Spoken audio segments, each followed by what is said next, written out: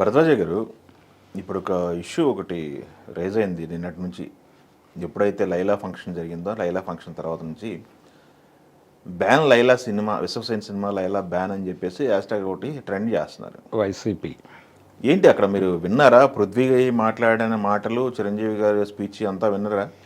దాంట్లో ఏం హర్ట్ చేసింది వాళ్ళని, ఎందుకు ఇలా జరుగుతుంది అనేది ఒక డిస్కషన్.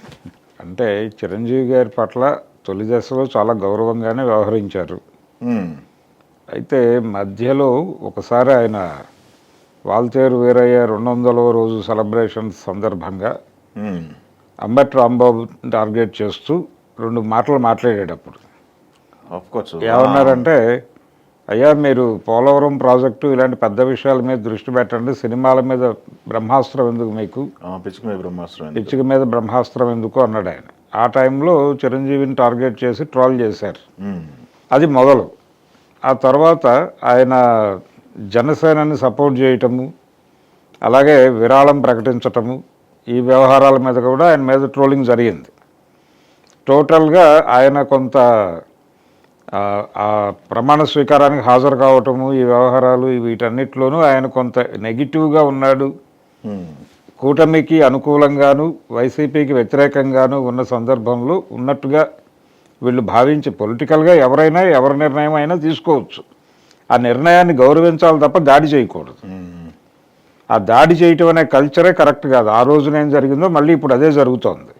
అదే అసలు నిన్న వాళ్ళు మాట్లాడిన దాంట్లో వీళ్ళు తప్పు అనిపించింది ఏంటనేది. అంటే ఆయన జనసేనకు అనుకూలంగా ఉన్నట్టుగా ఒక ప్రకటన, అంటే ప్రజారాజ్యాన్ని కొనసాగింపే జనసేన అన్నట్టుగా ఒక కామెంట్ నడిచింది.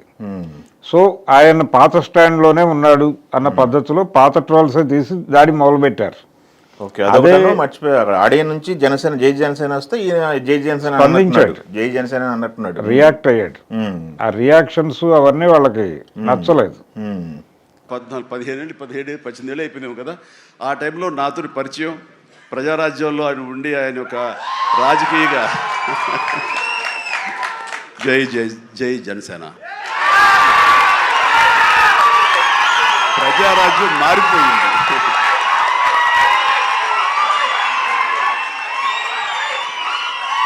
ప్రజారాజ్యం రూపాంతరం చెందింది జనసేనగా.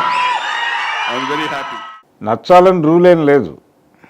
నచ్చితే భుజాన్ని ఎత్తుకుంటాం, నచ్చకపోతే ట్రోల్ చేస్తామంటే అలాగా. ప్రజాస్వామ్యంలో ఉన్నాం కదా మనం. ఇప్పుడు మీకు ప్రజలు 11 స్థానాలకు పరిమితం చేశారు. 11కు పరిమితం చేశారు అనే దాన్ని మీరు గౌరవించి ప్రజల నిర్ణయాన్ని గౌరవించాలి, కానీ ప్రజల మీద ట్రోల్ చేస్తే అలాగా. అదే పరిస్థితి చేస్తున్నారు. ఇప్పుడు ఆ 11 అనే నెంబర్ కూడా దొర్లింది అక్కడ వేదిక మీద. ఈ 11 అనే నెంబరు పృథ్వీ దగ్గర నుంచి దొర్లింది. ఓకే, అంటే ఆ సినిమాలో ఏదో మేకల సన్నివేశం ఒకటి ఉంది, 150 అన్నారు, ఇంకొక వైపు 170 అన్నారు, 11 అన్నారు. అంటే ఆ ఫిగర్స్ చెప్తాను నేను, తీరా బయటకు వచ్చి చూస్తే 11 ఉంటాయి అని చెప్పాడు ఆయన. అది యాదృచ్ఛికంగా జరిగిందో ఇంకోటి జరిగిందో తెలియదు, కానీ సుమగారు మేకల సత్యాన్ని పట్టరండి రా అని చెప్పి తీసుకురమ్మంటాడు. తీసుకెళ్ళి ఒక మేకలు ఉంటాయి గ్యాప్లో, షార్ట్ గ్యాప్లో ఎన్ని ఉన్నాయిరా అన్న, ఈ ఒక 70 అండి, ఈ ఒక 80 అండి, 150 ఉన్నాయి మేకలు. డైరెక్ట్గా రండి, 150 మేకలు ఉంటే లాస్ట్ సినిమా అయిపోయాక ఇంకో సీన్ ఉంది, నా బాంబరదలు రాగానే నన్ను రిలీజ్ చేస్తారు. కరెక్ట్గా లెక్కేస్తే 11 ఉన్నాయండి. ఇది ఏంటో నాకు అర్థం అవ్వాలి. ఈ అంకెలు చెప్పడము వై నాట్ 175 అనే మాట నడిచింది అప్పుడు. ఏది ఏపీ ఎలక్షన్స్ ముందు ఆ ఫిగర్ని, వాళ్ళకు ఉన్నటువంటి అప్పటి అంకెని రెండింటినీ ప్రకటించాడు ఆయన వేదిక మీద. ప్రకటించి ఇప్పుడున్నటువంటి అంకెని కూడా ప్రకటించాడు. ఇది కాకతాళీయంగా జరిగి ఉండొచ్చేమో అని అనుకోవట్లేదు ఎవరు. ఇది కాన్షియస్గా వాంటెడ్గానే డైలాగ్ చెప్పాడు అనేది వీళ్ళు ఫీల్ అవుతోంది. రెండోది, అతనికి ఈ పార్టీతో అనుబంధం ఉంది. ఈ పార్టీలో పనిచేసి బయటకు వచ్చేసి ఆయన తర్వాత దాని మీద తీవ్రమైనటువంటి విమర్శలు చేసి ఈ గొడవంతా నడిచి అతను పవన్ కళ్యాణ్కి సారీ చెప్పి నేను జనసేనతో ట్రావెల్ అవుతానని ప్రకటించి ఈ వ్యవహారాలన్నీ నడిచిన తర్వాత ఆయన ఇంకొక విధంగా ప్రవర్తిస్తాడని ఎలా అనుకుంటారు వీళ్ళు? ఇప్పుడు ఆ రోజుల్లో ఆయన్ని ట్రోల్ చేశారు కదా, ఇప్పుడు మళ్ళీ ఈ వేదిక మీద మాట్లాడటంతో ఈ వేదిక మీద నుంచి చిరంజీవి గారు అలాగా ఈయన ఇలాగా స్పందించటంతో దీన్ని మనం చూడొద్దు అని బాయ్కాట్ లైలా అనేటువంటి హ్యాష్ ట్యాగ్ను వీళ్ళు ప్రమోట్ చేస్తున్నారు.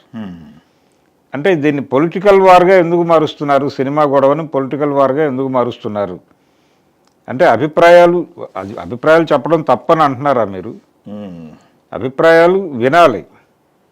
డెమోక్రసీలో ఉన్నాం మనం, భిన్నాభిప్రాయాలు ఉంటాయి. భిన్నాభిప్రాయాలు ఉండటమే ప్రజాస్వామ్యం. మీరు ప్రభుత్వం చేసే నిర్ణయాలన్నింటినీ మీ ముఖ్యమంత్రి గారు విమర్శిస్తున్నారు కదా, దాన్ని ఎవరన్నా ఎందుకు విమర్శిస్తున్నామని ట్రోల్ చేస్తే ఎలా ఉంటుంది? అందుకని ఆ ధోరణి కరెక్ట్ కాదు. ఓకే, అంటే మనని వ్యతిరేకించే వాళ్ళ మీద మనం దాడి చేయాలి అనేదే తప్పు. ఓకే, విమర్శని విమర్శతో ఎదుర్కో. దాని మీద మీరు ఒక ప్రెస్ మీట్ పెట్టి ఇలా మాట్లాడటం కరెక్ట్ కాదని చెప్పండి, ఒక అడ్వైజ్ ఇవ్వండి. పృథ్వీ ఇలా మాట్లాడటం సబబు కాదు. చిరంజీవి గారు ఆయన ధోరణిలో ఆయన మాట్లాడాడు, దాన్ని అసలు ట్రోల్ చేయాల్సిన అవసరమే లేదు. ఆయన్ని టార్గెట్ చేయాల్సిన అవసరం ఎంత మాత్రమూ లేదు. అది అనవసరంగా జరిగిన పనే. అంటే కూటమిలో భాగస్వామ్యమైనటువంటి ఒక పక్షాన్ని గురించి ఆయన మాట్లాడతాడా అనేది వీళ్ళ దాడికి మెటీరియల్గా తీసుకున్నారు. అది కరెక్ట్ కాదు. అయితే పృథ్వీ మీద దాడి చేయటం అనేది ఓకే, సమ్ ఎక్స్టెంట్ ఆయన ఆ ఫిగర్స్ని వాడటం వాళ్ళని బాధ కలిగించి ఉండొచ్చు. కానీ ఆ బాధని మీరు ఎక్స్ప్రెస్ చేయాలి కదా. మీరు ఒక ప్రెస్ మీట్ పెట్టి ఇలా మాట్లాడడం కరెక్ట్ కాదయ్యా అని చెప్పండి, అంతవరకే. పర్సనల్గా దాడి చేయటము, సినిమాని బాయ్కాట్ చేయమని చెప్పడం ఇది ఎలా కరెక్ట్ అవుతుంది? ఆ సినిమాలో మీ రాజకీయ పార్టీ అభిప్రాయాల మీద ఏదైనా దాడి ఉంటే అది వేరు. అప్పుడు కూడా మీరు ప్రెస్ మీట్ పెట్టి గొడవ చేయండి, లేకపోతే రాష్ట్రాలు చేయండి. ఆ సినిమాని అలాంటివి ప్రమోట్ చేయడం కరెక్ట్ కాదని చెప్పి ఆందోళనలు చేయండి, ఓకే, అంతవరకు. మీ అభిప్రాయాలు చెప్పుకోవడంతో ఎవరికీ ఇబ్బంది లేదు. కానీ బాయ్కాట్ అనేటువంటి ఒక హ్యాష్ ట్యాగ్ పెట్టేసి సినిమా మీద దాడి చేయటం అంతవరకు కరెక్టు. ఇప్పుడు వారు అధికారంలో ఉండగా కూడా సినిమా పరిశ్రమ పట్ల వారు అనుకూలంగా వ్యవహరించిన పరిస్థితి లేదు. అంటే వీళ్ళు టికెట్ల రేట్లు పెంచుకోవటానికి అడిగినప్పుడల్లా వాళ్ళు తిరస్కరించటము, అలాగే కొన్ని సందర్భాల్లో వాళ్ళు నిజంగానే టికెట్ల రేట్లు పెంచి అమ్ముతారేమోనని కొన్ని సినిమాలకు సంబంధించి తహసీల్దార్ స్థాయి అధికారుల్ని బుకింగ్లో కూర్చోబెట్టి కూడా పర్యవేక్షణ జరిపారు. ఇలాంటి పరిస్థితి. కాబట్టి ఆ నేపథ్యంలో చూస్తే మీరు ఆ రోజున సినిమాలకు వ్యతిరేకంగానే, సినిమా పరిశ్రమకు వ్యతిరేకంగానే వ్యవహరించారు. ఇప్పుడు అలాగే నడుస్తోంది.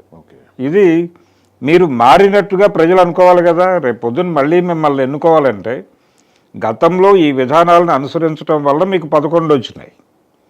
కాబట్టి మీరు మారినట్టుగా ప్రజలు రికగ్నైజ్ చేయాలి. మీరు మారలేదు అన్నదానికి ఇండికేషన్గా నిలబడుతుంది ఇది.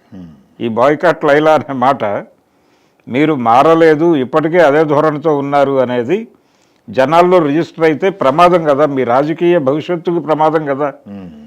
అందుకని వాళ్ళ మేలు కోరి కూడా ఇది ప్రమోట్ చేయడం కరెక్ట్ కాదు.